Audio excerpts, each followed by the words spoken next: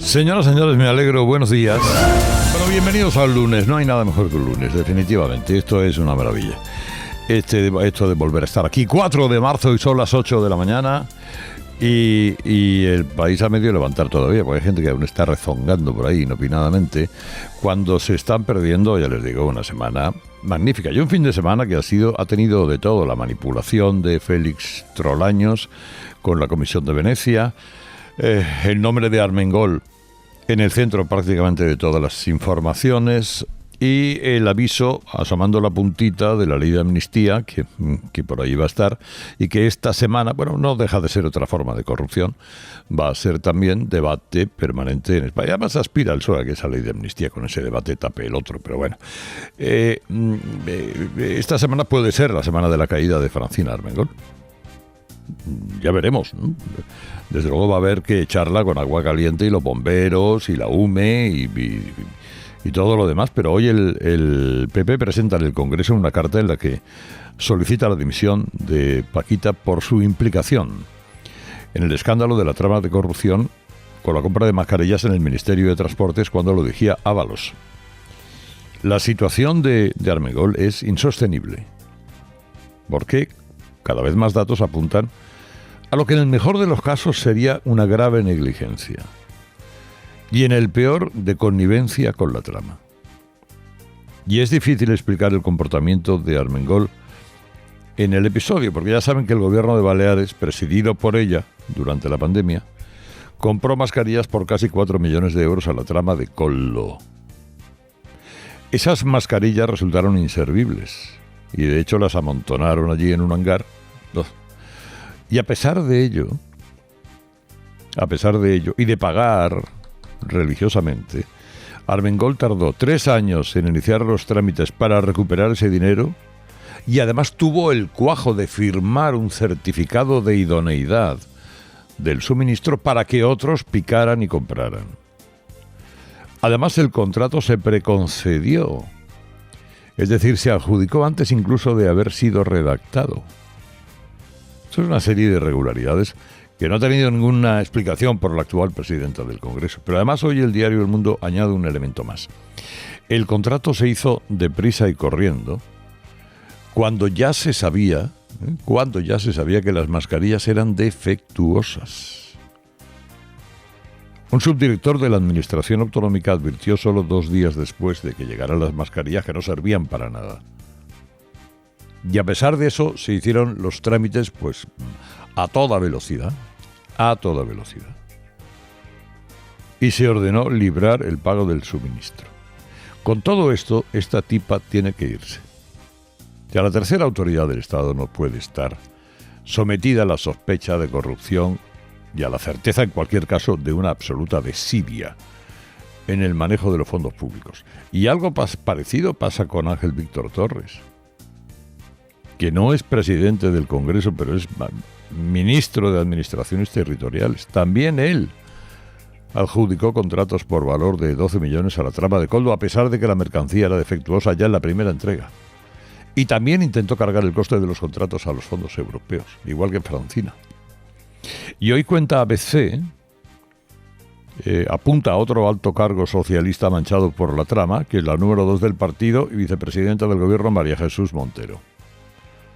Explica que en el 21 la Intervención General del Estado, que dependía de Montero, detectó irregularidades en los contratos de puertos del Estado con la empresa de la trama Koldo, que llegó a adjudicar contratos por un total de 20 millones de euros a la trama, por orden de Ábalos. Súmenle a esto las informaciones aparecidas este fin de semana relativas al rescate sospechoso de Europa, con la mediación del comisionista Aldama, los contactos entre Aldama y el propietario de Europa, Javier Hidalgo, con la esposa del presidente, con Begoña Gómez, cuyas actividades subvencionaron. Además, todas esas corruptelas se explican por una clave política, que era la influencia política de Ábalos. La trama Koldo nunca, jamás, ofreció sus servicios a las comunidades gobernadas por el PP. Solo contactó con las del PSOE. Y las que no eran de confianza de Ábalos rechazaron la compra. Asturias, Castilla-La Mancha, Aragón. Armengol y el canario Torres eran los varones más afines a Ábalos, y eso explica que fueran los únicos que contrataron con la trama de Koldo. Y acaso explica también su negligencia ante los incumplimientos de la trama. Es decir, bueno, ¿y cómo será de desesperada la situación del PSOE ahora mismo? Que la tabla de salvación del gobierno pase a ser una ley de amnistía que sigue rechazando la mayoría de los españoles.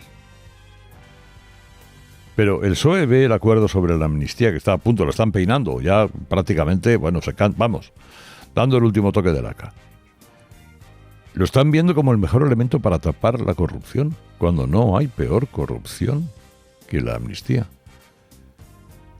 Contra Koldo y el resto de comisionistas está actuando la justicia. Y por lo tanto se cumple la ley. Con la amnistía pretende maniatar a la justicia y consagrar la impunidad. Y esta semana seguramente, bueno, pues en fin, puede pasar de todo en la vida, pero seguramente habrá un acuerdo sobre la ley de amnistía. No sé en qué términos, pero habrá acuerdo, vamos. Pedro Sánchez le dará a Puigdemont lo que Puigdemont pida. Porque Puigdemont ha dicho que se pone fin a la etapa del exilio. Ha dicho más cosas.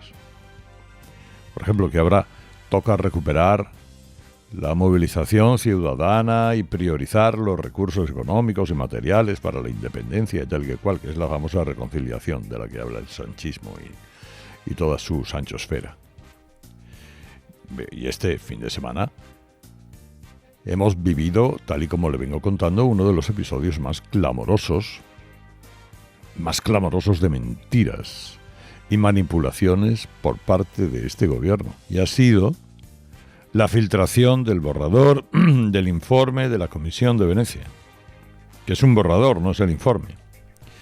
Y ha sido filtrado por el gobierno a sus mariachis mediáticos, El País, La Vanguardia, los portalitos de Belén, etcétera, etcétera, de forma tendenciosa para intentar repetir la operación de la moción de censura. Coger una frase aislada y montar sobre ella una gran mentira, que es la tarea a la que ha llevado a cabo ese gran embustero, que se llama Félix Bolaños. Gracita por la ley de la parodia. Es un borrador, le repito. En este caso, afirmar que la comisión avala la ley del gobierno sobre la amnistía es falso. Tan falso que la prensa del régimen, después de haberse, en fin, dado sin reparo alguno a la versión del gobierno, ha tenido que recular. Así poquito a poco, sin que se note, pero recular. Pero cada uno queda retratado como lo que es, ¿eh? El informe definitivo se va a votar la semana que viene, pero el borrador apunta ya muchas objeciones al texto del gobierno. Dice que genera una enorme división social, que sería conveniente que viniera precedido de una reforma constitucional para que no hubiera dudas, que debería ser aprobado por mayoría cualificada, que no se debe tramitar de manera urgente y atropellada como se está haciendo. Y por último, hombre, lo fundamental de esta ley de amnistía, que es que no puede estar hecha a medida de un tío, de un individuo. La ley no puede ser hecha para unos individuos específicos. Claro, que un político lance una ley para beneficiar a otro político y así también beneficiarse él. Hombre, por favor. Bueno, desde luego, si eso es un aval, lo que ha escrito o lo que se conoce del borrador de la Comisión de Venecia, pues que baje Dios y lo vea, ya con lo demás.